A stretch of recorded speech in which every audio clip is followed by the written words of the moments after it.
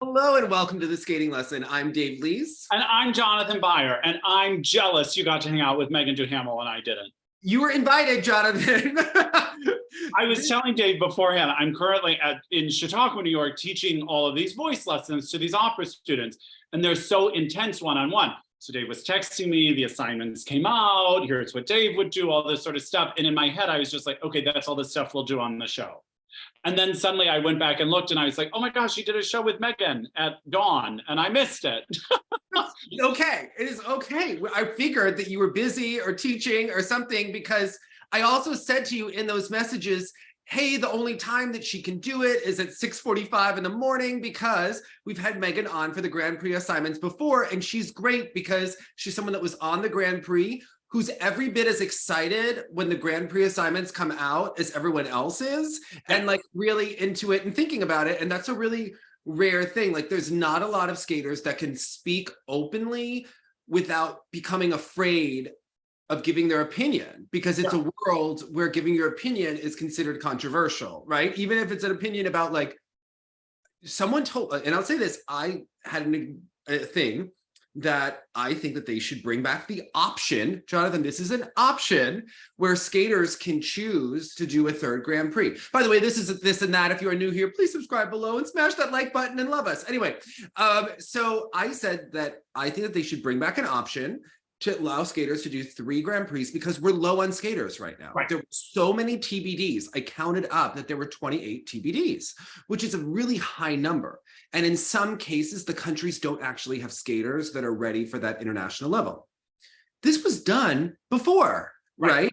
Yes, skating has become a little bit harder, but at the same time, now that the age range is going up in women's skating, we are seeing fewer quads. So maybe it is somewhat doable. And many skaters do 1 to 2 senior B events per year. And in this case, if you wanted to do a third Grand Prix assignment, you may then not do the senior B and use maybe the first Grand Prix event as your, because it's not that all 3 would be counting towards your qualification for the final. It would just be 2, and then you are opting out of the qualification points for the third.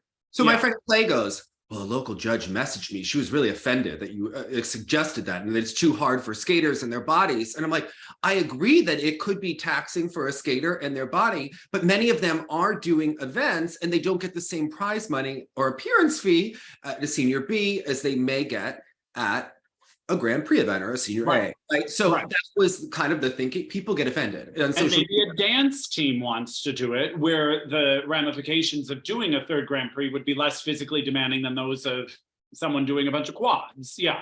And doing this and thinking about it, I think it really has two, it serves a few purposes. One, we're low on stars. It helps build narratives and storylines, which I think are crucial to sports, which are also entertainment, which, whether we like it or not, personalities help ratings. They help get people rehooked. Even if you love something, following that storyline helps reignite your love, right? And we can talk about that. And I think that having these things, if you could have a matchup of Chalk and Bates against Gillis and Poirier, and whoever wins, oh, now they're facing each other at the final, right? Like there's a history. You're following this story. And how invested we become when we know people more and more over time. I have to tell you, Piper Gillis, I'm really invested in watching this skater. She's overcoming cancer. They had the best season of their life with the best program of their lives last year. They were winning everything. Then she had this diagnosis. We were told it was an appendectomy. And we even thought then, this could like stall their momentum. Chalk and Bates are rising. The judging panel wasn't in their favor. And Gillis and Poirier seemed a little bit tighter at Worlds. Chalk and Bates fell, which their scores didn't seem to reflect it that much. Right. And then we go into this season being like, which team was really better, right? I'm intrigued. I want to watch them head to head as often as possible. Right. Well, it was interesting, just to jump right in, you and Megan were bringing up, some people, it's clear their strategy on the Grand Prix is to avoid stiff competition. Yeah. Sort of the strategy that, okay, if I'm going to make sure I'm in easier fields for me to, on paper, succeed in. I would like to do those. But I thought Megan brought up a really interesting point too, is don't you want to face your main competition early on, assess the way it was perceived, and then regroup accordingly? Because the big picture, is it the Grand Prix final or is it Worlds? And like she was saying, the year all of the great pairs were at Skate Canada when she was there, I think it was Skate Canada, that by beating Aliona and Bruno, inevitably they probably went back to the drawing table, and it ultimately helped them get their strategy in order to ultimately win everything. Yeah, and we live in a sport where reputation does matter, perception does matter. Being second versus first doesn't always matter, right? People regroup. I think if you look back, many people have lost their first matchup of the Olympic season, but won the Olympics. Look at Tara Lipinski against Michelle Kwan at Skate America. Look at Brian Boitano against Brian Orser at Skate Canada in '87. Look at Christy Yamaguchi lost to both Tanya Harding and Midori Ito in the fall of 91 before the 92 Olympics, but perhaps she was mentally ready and less afraid and less apprehensive about facing her stiff competition because she knew what she was up against. Right. Maybe those other skaters also peaked a little early mentally because they were so tuned, and she peaked later. So all of this makes it exciting. It's why we watch, but I think it's important to have these matchups because so often we just watch Grand Prix where we have a pretty good idea of how skaters are going to do ahead of time. And I think it makes it more exciting. And I think that we have to keep trying to make the product the best we can within the constraints that we have. And it doesn't seem like the ISU is really doing anything. They haven't really changed any of the requirements in single skating to promote individuality, right? They haven't really done anything with changing formats of events or so on and so forth. So I think in this case, we had so many people retire and are banned. I would do this to, build up the talent that they have. That's just my opinion. So. I agree 100%. To see them more often in these kind of competitions is ultimately to endear them more to us, to just become inevitably more invested, because of course, we're the ones watching everything that we can. Yeah. And it's not everyone else. A lot of people will consider themselves the super fan by tuning into every Grand Prix. Mm-hmm. And if they have not been also watching Finlandia and Lombardia or whatever these things are, this is a good way to, again, keep the competitive level high also, because as you were mentioning with Megan, sometimes when there's no one there to motivate you, you know it's time to rest and almost phone in a performance at times. And we don't want to see that. We want to see everybody going for it. Yeah. And then there are the skaters that also save their bodies and choose not to do the Grand Prix, so on and so forth. But those skaters tend to be at the end of their careers. Right. Anyway, it can help people. It can also be a financial incentive, especially when you're a skater. You know how they say, like, right when you struggle is often right before you break through. So remember Hubble and Donahue, Ashley Wagner, Adam Rapon talking about, struggles. I think Ashley talked about working at American Eagle and Adam talked about, eating apples or something in Raphael's basement, but right before they broke through, right, an opportunity to earn money as a skater, doing what you love doing. And it can also help their brand. And doing a third event in this world, every time you're on TV and doing well, is an opportunity for people to be exposed to you and to follow you on Instagram. And then we live in a world where people's followers mean what kind of brand deals they can get in this influencer type way, which many skaters haven't tapped into, but it is kind of the future, right? Many gymnasts have tapped into this and skaters are starting to, right? But this is kind of the way of the world now. You know why I have this old emotional nervousness about 3 Grand Prix events is that was the whole ordeal with Michelle, with the blade and Skate Canada and the spin and all that sort of stuff. I remember, and especially at the time, it was more interesting because the Grand Prix was basically new. the idea of the final, the idea of the qualifying. And I remember Frank always being like, why are we risking this for this? Like, what are you doing? Stay at home. I mean, but I think we've come so far since 1996. As a viewer, taking Michelle's toe and whether that was the fault or she really heard it a year earlier and all of this stuff, right? Think about the drama of her falling, being injured, right? She fell on the butterfly on the last spin. The visual was fantastic, right? Like a spin. I remember Christine being like, a spin. When's the last time she fell on a spin, right? Acting like, right? She falls on that. She has to pull out of the event. Oh, how is she going to skate at nationals, right? Your interest level is rising. Yeah, the storylines thicken. Yeah. You need storylines to sell a sport, right? And it's as important as anything else, right? You need that kind of theatricality to make it intriguing, not for the person who's already like intrigued.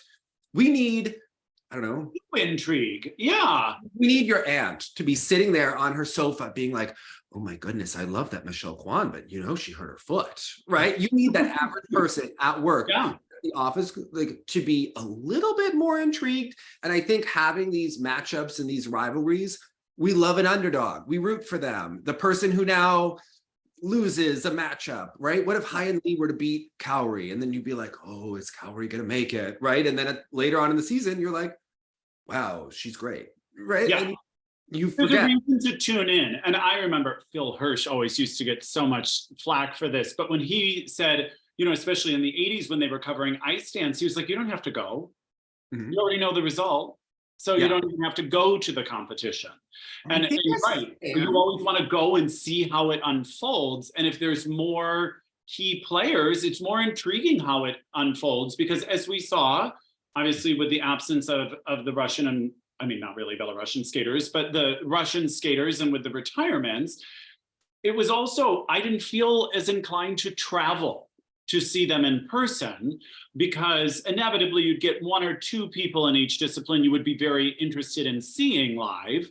And a lot of, sort of people that would not justify the expense of that trip.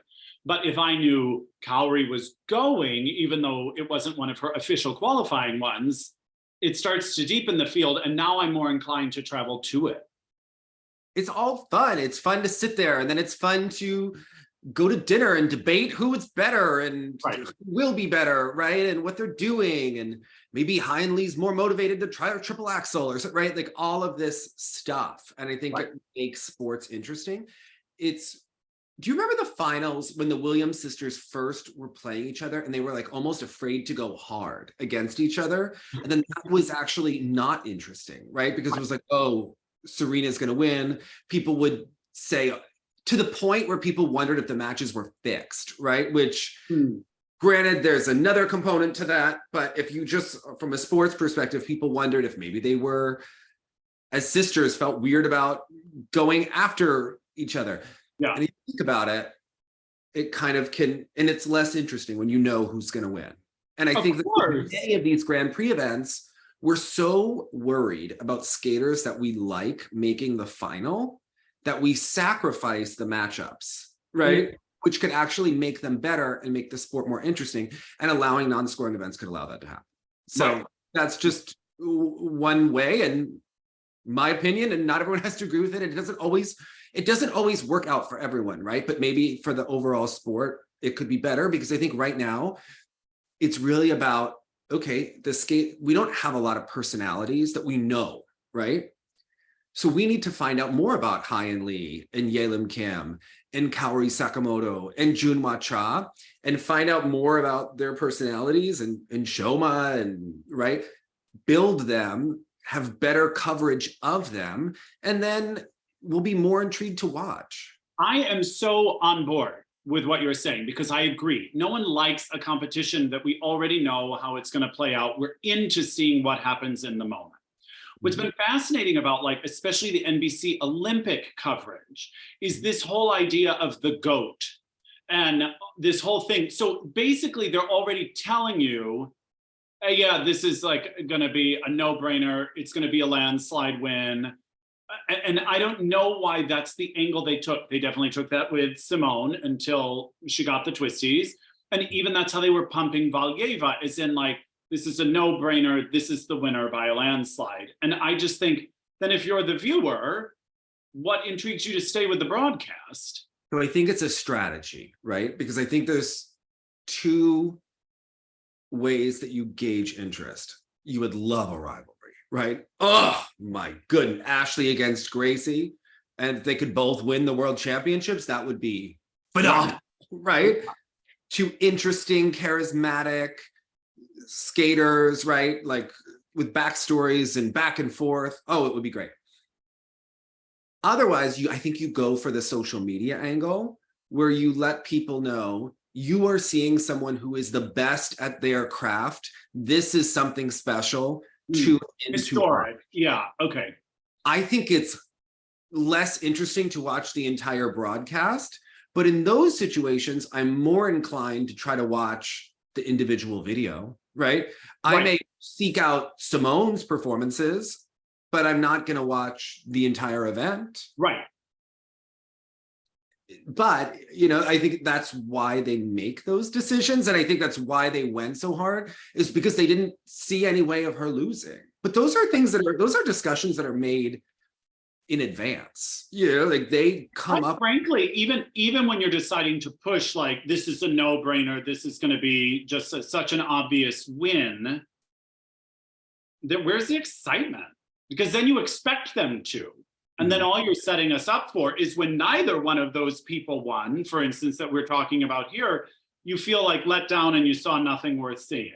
But I will say in long term, I'm more intrigued to watch Valieva now, right? I still don't feel like we really know her as a personality. I don't think we've ever been in, like, is she funny? Is she witty? Is she, right? Like we never got to know her the way they introduced it to Trusova or Kosternaya or even Sherbakova, right? Like the Valieva personality is a little bit different, and it became more about her than who she is, right? Yeah. We were told she's amazing. Then we were told she's wronged or that she was doping, but we didn't know what she liked, what she didn't like. Now we know the subject of the story, but she wasn't. Yeah, I agree. We never understood that character in the story. There was no character development, right? Yeah. Part of that is Danny G's choreography, which even Zheleznyakov was kind of shading this week, kind of telling you that he hasn't studied choreography that much. That's clear. Yes, yeah. Right? When he is kind of saying that. Woo! But anyway, I digress. Now that we watched this skater, like, who's on trial, whether Russia is banned, right, but still having domestic competitions. Last year, she had this whole program about this being a conspiracy theory. Like, I'm watching, right? Like, I want to see that, all right? Like, but again, was that even the story Valieva wanted to share, or was that the story she was told she was going to share? And I think we know that it came from the team, not the person, but we want to know the people. And in Russia, especially around Eteri, they're rooting for the camp. Mm-hmm. Sometimes it seems more than the athlete. In the same way, we may like many of the teams from Montreal, but it's not that I'm rooting for the Montreal camp. I just happen to like a lot of the skaters from that camp. If it becomes too much about the coaching or the coaches or the team, we know them, like, whatever, they're always around. I want to know this skater. Especially the coaches that we like. I think that we admire strategists and certain things. So, but yeah, yeah. Anyway, I think that the more personalities are interesting. Marie-France became a personality. She became a brand, right? You don't want the coach to be more interesting than the skater. And I think often Eteri is inherently more interesting than the skater, but that coach has to build their athlete up, right? Bella Karolyi was probably more interesting than Kim Zmeskal, but they did market her to make her also interesting because she's the one who had to win, right? Right. We have never gotten to know Akacheva or Petrosian because they haven't spent that time. I think the coaches felt they were burned out. Last year didn't matter, right? We don't know those athletes. So you know what it makes me think of? Who is the junior boy, or I don't know what they call it, junior boy that skates in New Jersey? Is it Kurt? Kirk. For instance, that's a young kid that Yeah. through the skating, you know who that is. You can like see the personality type, you can see just like who he is inside. And that's what's missing, not only off the ice, but on the ice for me, the skaters from Sambo 70 in general. But I'm not getting insight into them. I'm just getting more insight into what Danny thinks looks cool. So I haven't seen Kirk since I last skated in Hackensack, right? But I will talk to Jen K, the manager, and I'll be like, how's Kirk doing? And she's like, she told me a story, and she was saying, well, because I think he had an ankle injury recently and they were all competing. So I was checking in. She's like, well, lately he's been bringing in eggs because, you know, he raises chickens and ducks and everything, right? The plot thickens. Yeah. Okay. Remember I tell you that like he killed a duck and brought it into his coach for his birthday? He lives on a farm. So like a golden retriever would? Like, what's happening? Okay. Well, I mean, food is, you know, made to eat. We forget, you know, we don't live in a, you know, agrarian society. Okay. So he raises chickens and he started bringing in eggs for everyone. So then I guess he was bringing in like 6 eggs you could get from Kirk, and like people were getting it, you know, it's like the skating equivalent of a lemonade stand. He's such a character, right? Yeah, yeah. But I guess like for some reason someone asked for a full dozen and he's like, no, that's too many. I don't have that many, right? But somehow like there were somehow a dozen eggs wound up in the refrigerator and they were gonna like tease him because he like told someone no on their egg exploration. He's just really a character. We need to root for him to get a junior Grand Prix. Whether But he again, I feel these other skaters are also characters if they were allowed to share it more or encouraged to share it more. Listen, he can't do a crossover, but he can do like he can go for a triple. So and he is more personality. My interest more than others who can. Yeah. You know, there's something to it. He hasn't learned the backflip yet, and I'm intrigued about why that is. I've seen him do cartwheels and walk on his hands on the ice. I feel like that's the next logical step. Yeah. He like, listen, if anyone's going to do a 1-foot backflip to a triple sow that may or may not be rotated like Surya, it's going to be Kirk. Okay, I'm just telling you, like, I would invite him to the shows in Japan. Like Ari will discover him one day. Japan will fall in love and it'll be taken care of, right? Okay, right. And the mom can be sitting there like, oh God, what's happening? Yes. But speaking of other male skaters, this was news to me. I didn't realize until you were talking about it with Megan that Junhwan Cha is not with the cricket club anymore. Right. And this was announced the day those assignments came out, which is so interesting because they also gave him Skate Canada, maybe thinking he was still going to be there. Maybe he requested, who knows? But yeah. And the weird thing is, I don't think he's actually spent that much time with the cricket club, right? I think he's primarily been based in Korea since COVID, right? Okay. I think that kind of, so I think he deepened relationships with those coaches. I could see they didn't tell us why they split, which leads to intrigue, but thinking about it, I could see 2 scenarios where I don't think that it is necessarily like a slight against Canada, but if you would think about it from one perspective, maybe his coaches feel like we've done all the work. Why aren't we the ones in the kiss and cry, which you know is a big thing in skating? And then on the other hand, you know, when people become stars, people get percentages when you start to be making real money. Right. Which isn't a case in the US because how many skaters are making real money, but in Korea where they have endorsements, you have to think like sometimes the choreographer gets a percentage, sometimes the coaches do, right? So think about it, Jonathan. If your teacher was going to get 10% of your performance in the opera, right? And you also had to pay an agent or a manager, they get a percentage, right? Percent, yeah. If you have 2 coaches, do they both want percentages? Right? See, it blows my mind because also I'm like, but they have paid for your coaching. They have paid for your program. And often hefty prices for said program. And so you would think it's like, so you've paid for the program, now the program is yours. You paid for the lesson, the coach has given you said lesson, and now due to your performance and with the technique, and Hey, now you want that Lori Nickel program. She could give it to someone else, honey. She could develop someone else. Yeah. That has always, just from like a business standpoint, seemed so peculiar to me. Well, think about if you are Carlo Fassi,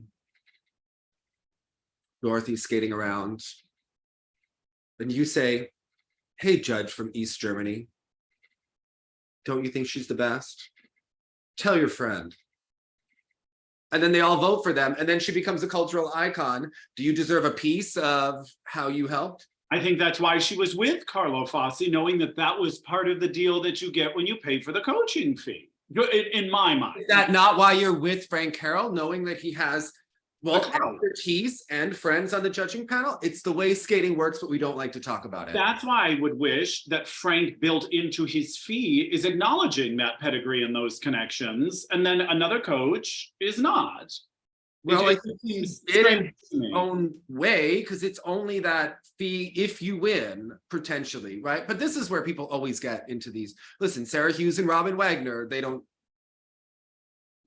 publicly communicate anymore after things that happen. But I think if you were to look into that, it's an interesting discussion, right? It's a part of skating that people don't like to talk about, but it happens all the time. You know, there was once a debate between Linachuk and Tarasova over who really choreographed Grishuk and Platov's Feeling Begins Arabian program. But then again, you could have a program that's redone by someone else. Yeah. So I just can't imagine like Michael Jordan getting an endorsement after winning the championships and having to give Phil Jackson something. Like that just doesn't, something about it just seems. Well, if it were an individual sport, it's all, these are all contractual things, right? That get into it. So, and I get that it is the industry standard. It's just a perplexing one to me. That's all. Well, now, if that coach is acting as a manager, which in many ways, Carlo, talking to judges is sort of a managerial agent kind of job, then it does make sense. But for these skaters that also have IMG representation that's taking the 10% or whatever to now fork over another percentage seems intense. Is it the same in opera? I mean, what if you worked with your teacher for how many years, right? Does that teacher then feel like they were partially responsible for help molding you into the star you became? Which is why I paid them along the way. They get their hourly fee. They help me. You don't get the percentage. Not at all. But it behooves them to have you succeed, because then everyone says, oh, who do you study with? Oh, I study with this person. So then they all start going. It's something about it just hits me weird. Do any teachers take percentages? Not that I know of. I would find it very unorthodox if they did, because also we have the managers and the managers are doing the work. But again, if I'm going to that teacher to prepare for that opera, I am paying for the service received in that moment. They teach me in that moment, then we call it a day. Now, if you have your teacher on speed dial or need them to come to the performance with you and do all this other stuff, again, you're paying for that time. But just because I've had a lesson with my teacher and now I go do the opera, doesn't mean I'm giving them a part of my fee. You know what? Justice for Frank Carroll, because you know what? He can get his percentage if he wants. Because you know what? That triple flip that Michelle did in Salt Lake didn't happen on his watch. All right.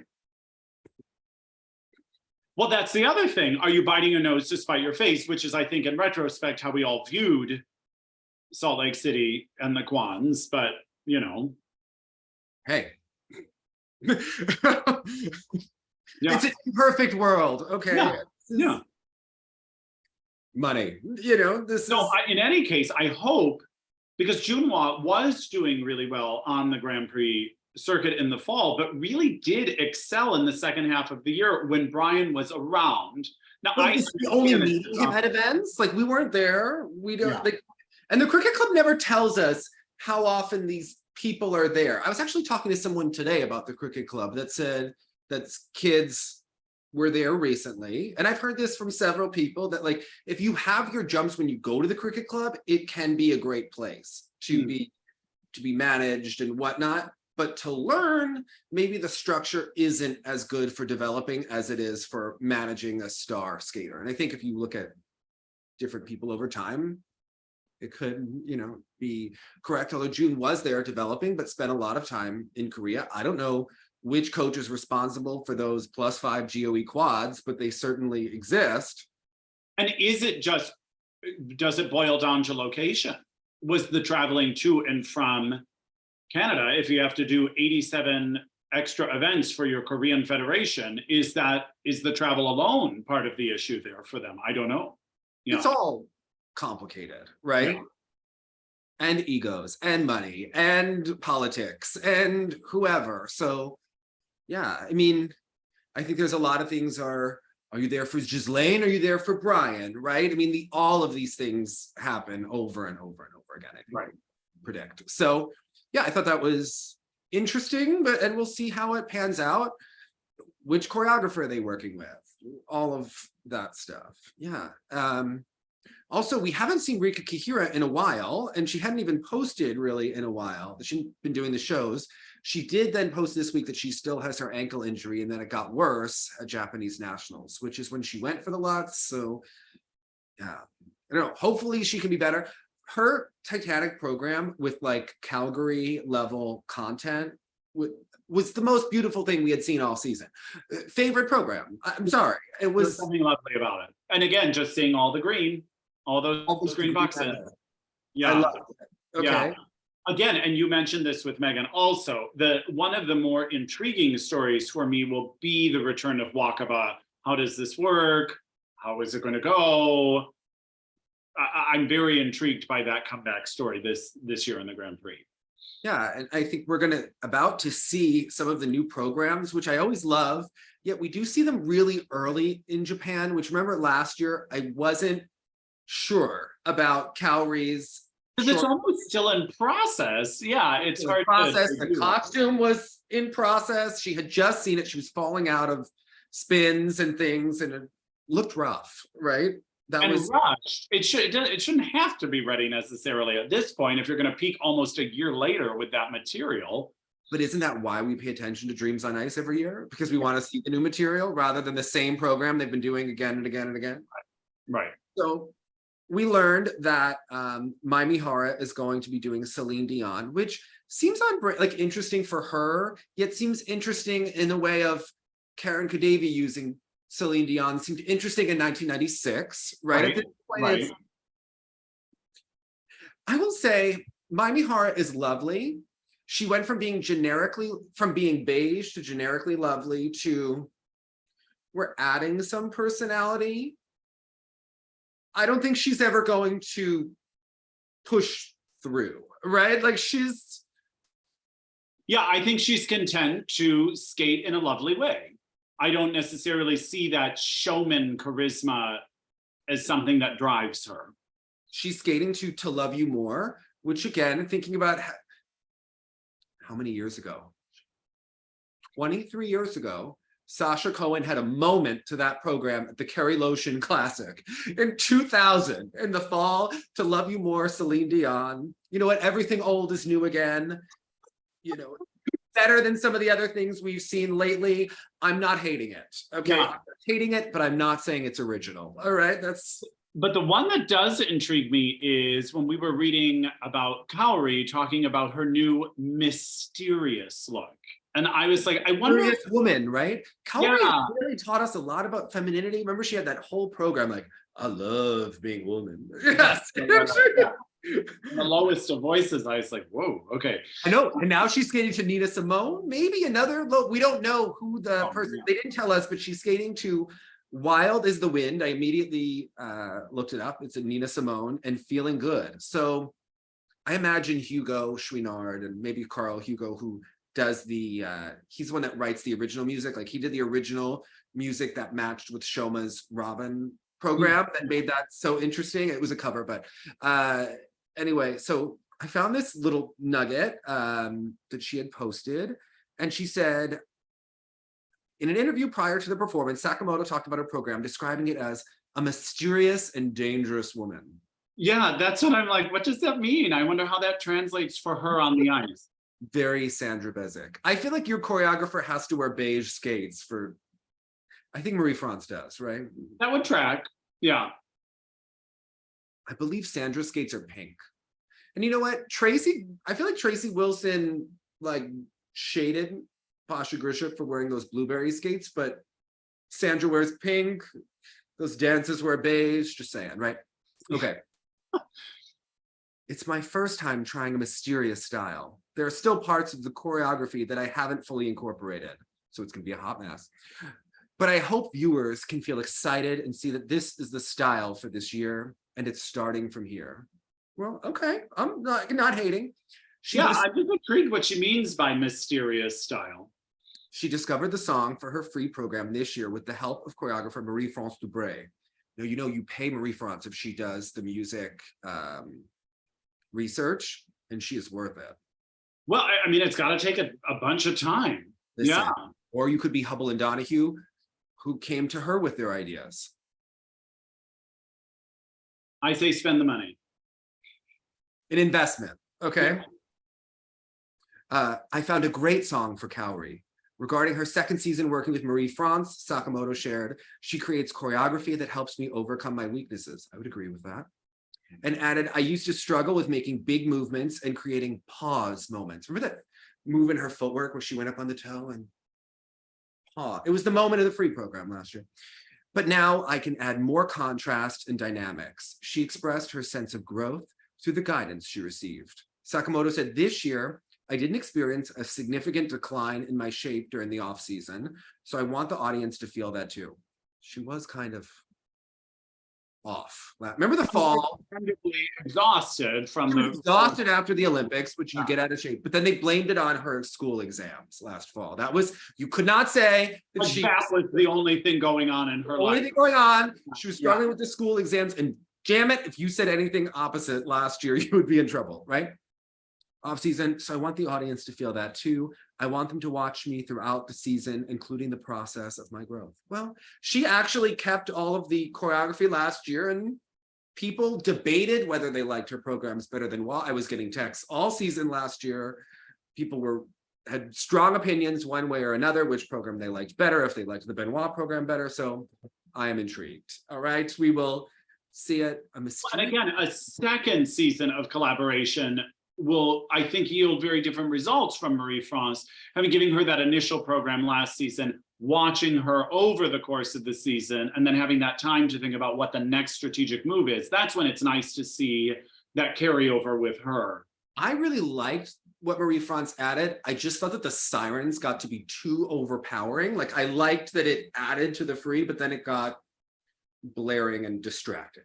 And so, even with that Rohini program, I loved it. Right. I just felt like I get what you're asking her to do. It's more than she's ever had to do. The program was heavy, like a first day period. She had to grow into it. Okay. Yeah, it was exactly. And I wished they had done an additional collaboration this season, because I would have been very intrigued by that. But I guess you did see that Jason is there this week getting his programs. He wished Rohini a happy birthday and showed that they're making their programs. He was not on the Grand Prix. He wasn't last year, but he was fine. And, you know, he was ranked second in the US this year. For us, for him, just want to see him skate well. Placement doesn't matter. Exactly. US, I think it would be great if he skated his absolute best and were third this year. A deserving third with two people deserving ahead of him, because those other boys were hot messes in the second half of the season, and they are on the Grand Prix now. And yeah, I think it's dicey that the US put all of their Russian American skaters together to go to Texas while a war is going on. Like, is that the best thing you want to do for? I mean, do you find like the general public draws that connection? I'm using Russian colloquially, right? Like Soviet descent skaters, right? All going together. Even Ari Zakarian said this to me. He's like, every skater if they're all Russian or they're all Asian, like, is that, and you don't have diversity, is that alienating potential people from being interested, right? You want to feel included, or that you could have a place in this sport. So that's why. Yeah, it's a fair statement. Yeah. Were you excited? Oh, how do you feel about Gillis and Poirier and Chalk and Bates continuing? Well, honestly, I'm glad they're coming back. I mean, because again, that sort of, I don't like using this terminology, but just for lack of a better term, like sort of the B group, they're still on the rise. Yes. So it's sort of nice to see some established teams returning. And again, as you mentioned with Megan, you've got Montreal Worlds, then it's back in Boston, and then might as well. So let's just see if they're able to sort of be in this for the long haul. But I thought Megan also brought up an interesting point where they're not necessarily being held back by staying in the sport at the moment from other opportunities that other people might be. So why not, you know? Yeah, I think that the sport desperately needs to have one of those series on Netflix. There's a writer's strike going on right now. Those sports have gotten people intrigued into tennis, into golf, right? Which I don't find golf that interesting because I don't have that kind of coordination to play and whatever. But now that I have watched some episodes of the golf series, I'm more intrigued. More invested, yeah. Right. I think that if they could put these ice dancers there and have them be honest enough that we got to see who Chalk and Bates are and who Gillis and Poirier are and Olivia Smart and Fear and Gibson, and watch those storylines develop, Hawaii and Baker with this comeback effort, I think it could help bring interest into the sport. So, yeah. And I mean, to me, we know sometimes ice dance does that weird thing where they're almost rewarding you for the previous season. Yeah. Sometimes, like, I think the Canadians, they would also be great in the series. Okay, I think they we need stand. her with her abs and his hair, and yes. I Okay, think they stand to do very well. listen, I'll put them in the imaginary season, okay, of this series. All right, they could be in it. All right. And Marjorie and Zach, I'm very intrigued what they're going to do in this season. I don't know that they're ready to be in the series yet, but maybe we could have them as like bit players. We need to know more about them. All we know is they danced to the cha-cha slide and they once dressed up as Brazilian characters. All right. Yeah. Who are they as people? Not a clue. Yeah. We need to root for them more. We need to know them more. That's why they need to be in this show. We need this show. Okay. Yeah. We need to know these personalities, right? I mean, yeah. And more to the point then, speaking of those personalities, I'm very interested, just talking in dance on the Grand Prix, to see the Green and Parsons material this time around. Yes. Hopefully, would you let them have a personality, or would you like them to not? Yeah. Well, they weren't allowed to take their programs with them when they left Virginia last year. And again, they were doing interesting programs in Virginia. It's now up to Charlie to, the pressure is on him to be more creative or to use Tanith more and her creativity, because remember, she also choreographs. I've felt that they've been very safe with their aesthetics, and you know, we've but seen. A team like Green and Parsons can't afford to be safe right now. They could be surging through, you know, they could be breaking through right now. But I think that this 80s theme actually could be an opportunity for them, because do you remember that they did that Prince program the season before the Olympics, and he was like a total lounge lizard, like really vamping it up for the camera, really getting into that choreographic step. So I think for them, if they can tap into that and Charlie doesn't get in the way of that and enhances it, and he's secure enough to break out of the box, that'll be good. I feel like Charlie and Meryl, though they did spectacular elements, were relatively traditional with their... Yeah. And that worked for them. And it was the Marina style of the era. It was a very traditional kind of aesthetic of ice dance that Marina had guided, which had never been really traditional in that way. A lot of war horses, a lot of, you know, Scheherazade and Carmen and Deflator Mouse, and very classical, very like traditional in terms of like skating aesthetic, right? 100%. So I think if he can help them embrace the athleticism that he had and come up with some unique elements and really bring out that personality, I think that they could be successful because they had such momentum going, but no one was arguing that they were deserving of beating Hawaii and Baker last year. People debated it the Olympic year, but last year there was a clear separation before Hawaii and Baker won. Agreed. So I think for them, they need to really move forward, and it's going to come down to material. Do you think the 80s theme, does that cut into what makes Fear and Gibson so unique and what everyone likes about them? They've had those showier programs in the past. That then it's like, yeah, almost they're not allowed to do the showy program because they know they're basically going to have to do one in the rhythm dance. So are you basically just offering the rhythm dance twice? It will be very intriguing the strategy they take, because again, it seems their strategy has been do the sort of like wild pop program for the free dance. Will they be even better at it because they are so comfortable? Yeah, I think they will excel at the rhythm dance, no question. I'm just intrigued where that will leave them and what angle they want to take for the free dance. That's going to be one of the most intriguing announcements when we hear what they're doing.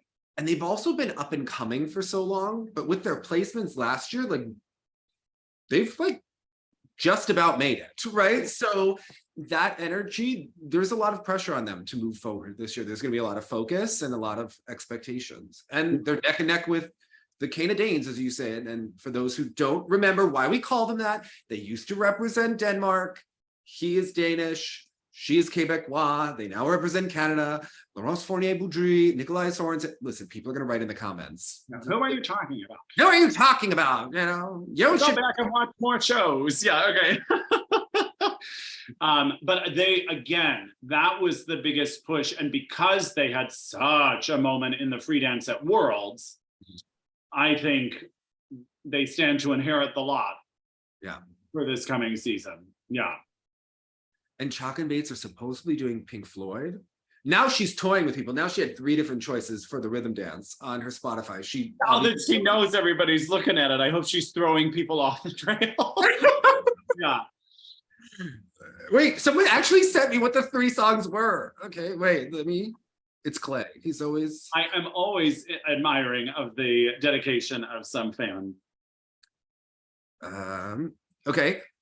Tainted Love by Soft Cell. She has she has a playlist that says 80s. Okay. It's Tainted Love, Soft Cell, Sweet Dreams by the Eurythmics, and yes.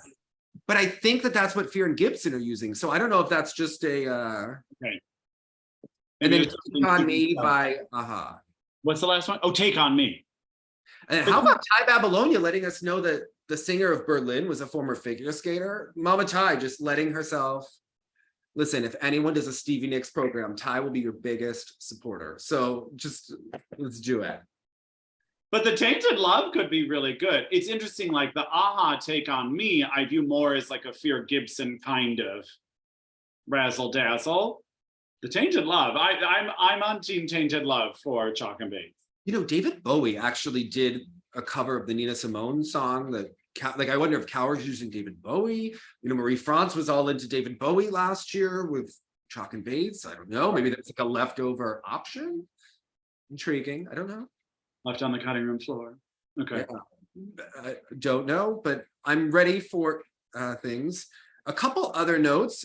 Sofia Akacheva has a stress fracture in her foot.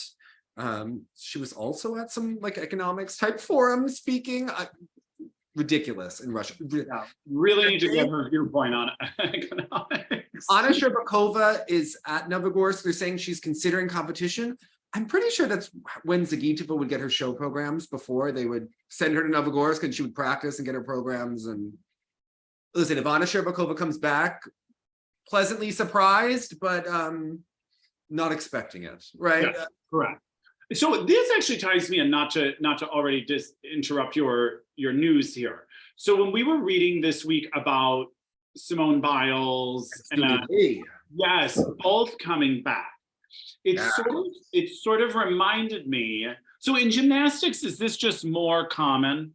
like you can show up around an Olympics, sort of get ready the season prior, because in skating, yes, but there have been real comebacks and fake comebacks. So everyone will ask, are they coming back for real? With Suni Lee, she has been planning it. Simone has quietly been planning it.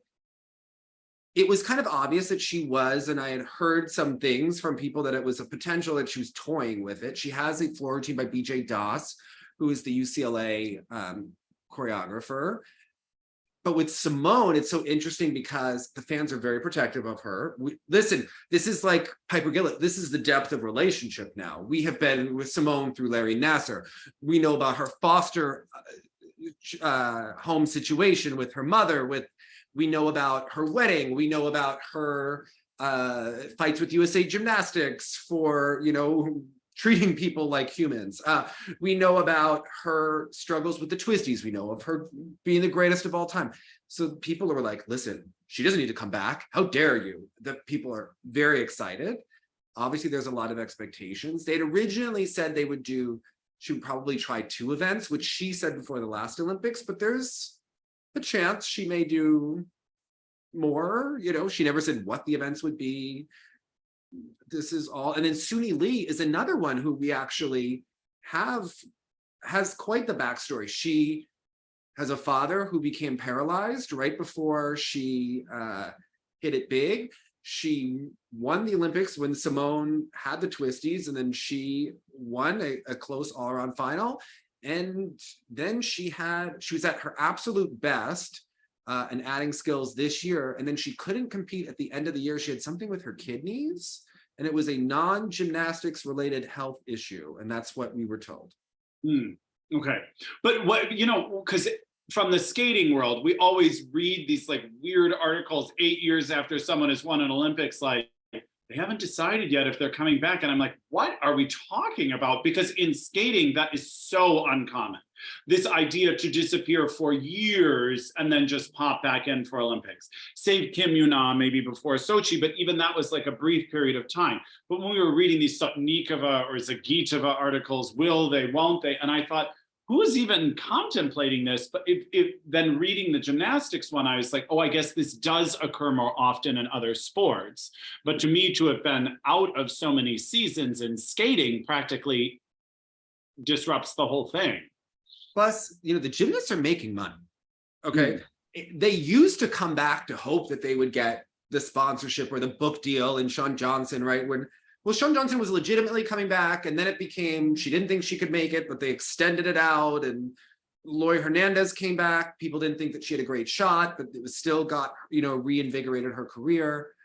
But these are more established, like their training clip. We haven't seen Simone, although this leaked because she had to send a video to the national team coordinators, who are Chelsea Memel and Alicia Sacramone, because she wasn't going to any of the training camps and she wanted to compete at the US Classics. You have to send in a video.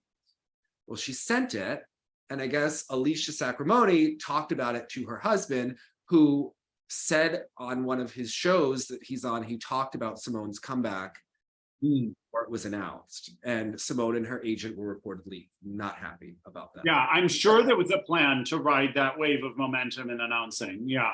I've always thought Alicia was like a little bit of a hot tamale for that role. So I could see Chelsea just becoming the thing now, because Alicia already had this, and Alicia's the type, if people come for her that they don't like the makeup of a team, I could see her being the type to respond. I think Chelsea wouldn't care at all. But I think if everyone is going to come for someone, I don't know if Alicia would just take it without saying something. And okay. Got it. And what kind of show does the husband have? I don't know. Brady Quinn is a football player who is on TV talking about different shows. I don't know. I used to work out in physical therapy and see him on some CBS show about football. Okay. Got it. He said there was a big venue, like a large platform with which to. Yeah. And he said something positive, but it just wasn't announced that she was coming. It wasn't his to say. Yeah. Listen, I knew she was coming back.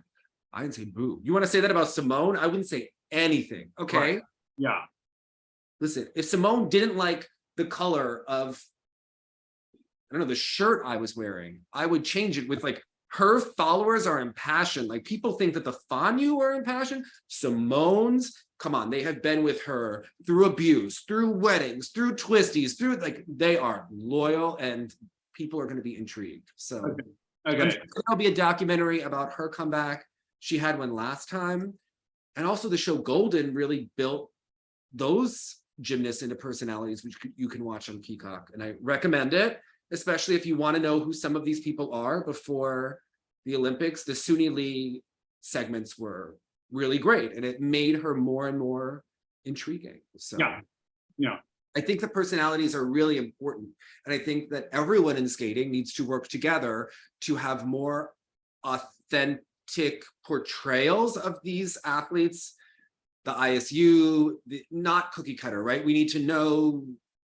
It can't be a formula because it seems like they have a formula and let's just insert this skater's name into it. But again, are you kidding? Mid-90s, which was I think hurts the Korean women. I think the fact that they all want to honor Yuna and they borrow her style of dress, they borrow her. But Yuna was uniquely Yuna and the first doing it. She wasn't mimicking Lily Lee. Do you know what I mean? So she just owned it and created a presence. But I suppose that's hard. Justice for Lily Lee in that hot pink dress that she wore in '94. I was intrigued, right? Yeah. Okay. Love that reference. Got excited. Yes, I agree. I think it's now time that we need to know who these individuals are. I think Hyan Lee needs to do a triple axel. I think that these are all important steps along the way. So yeah. Really, also, by the way, I don't know when this video will come out, but we're filming it on Canada Day. And so, you know, do you ever go back and like you see those Facebook memories and sometimes they make me smile and sometimes they make me cringe. All of my Facebook memories from Canada Day are various pictures of like Liz Manley, Jose Chouinard.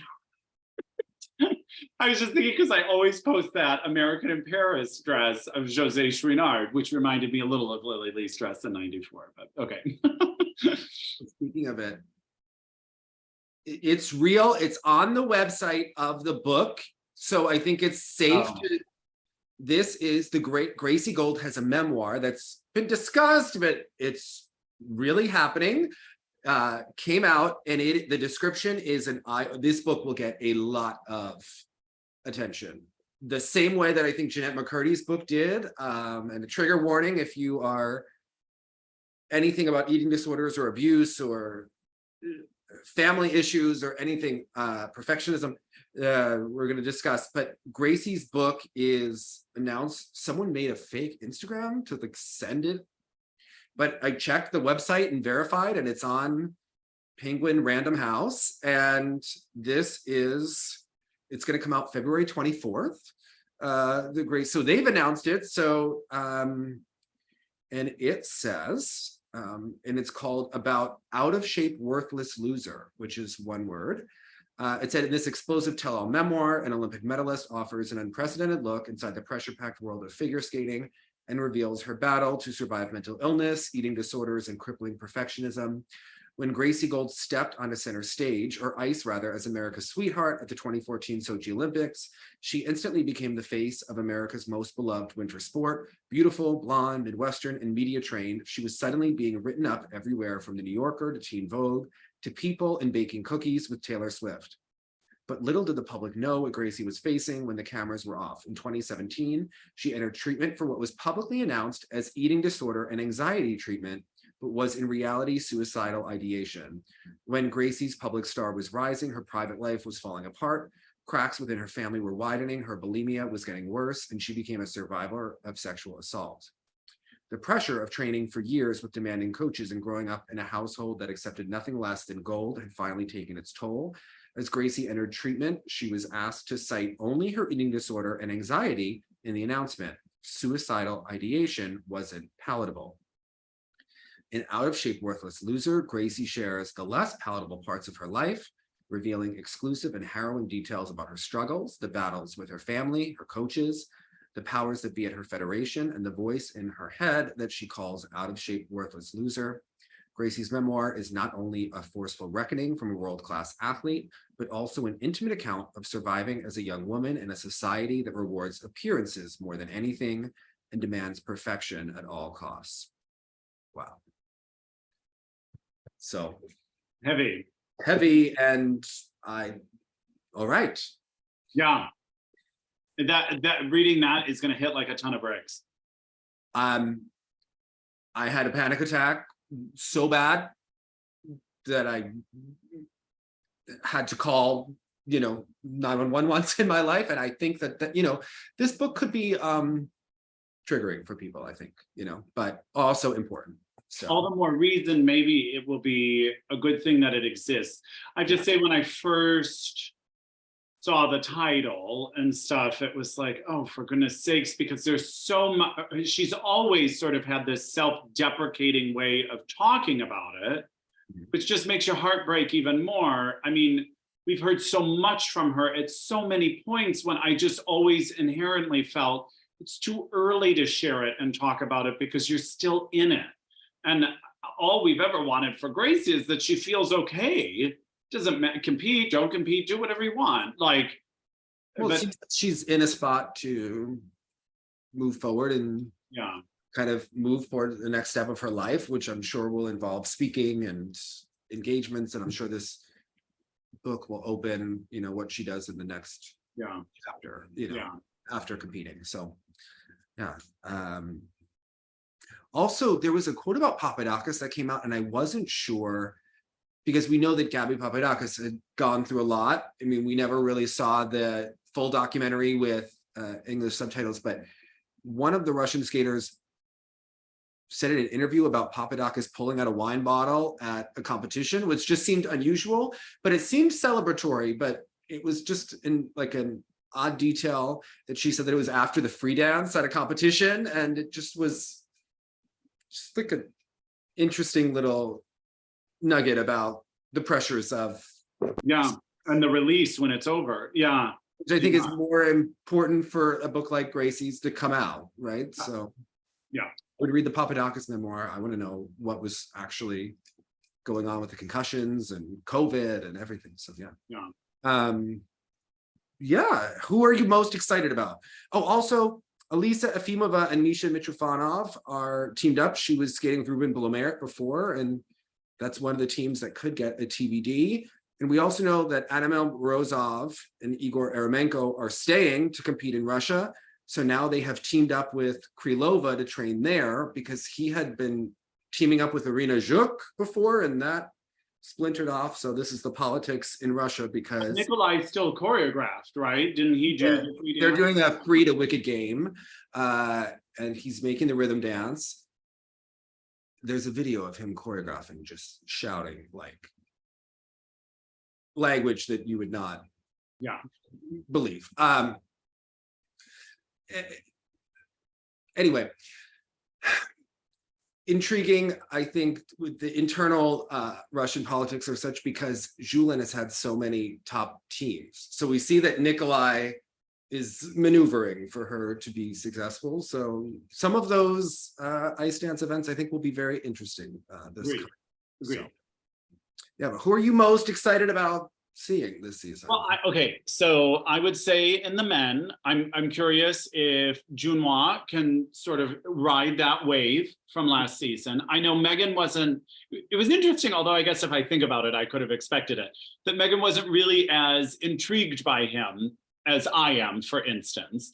But I'm a big fan. I look very much forward to seeing what kind of material he comes up with this year. I'll be very interested to see how Yuma fits into the scene.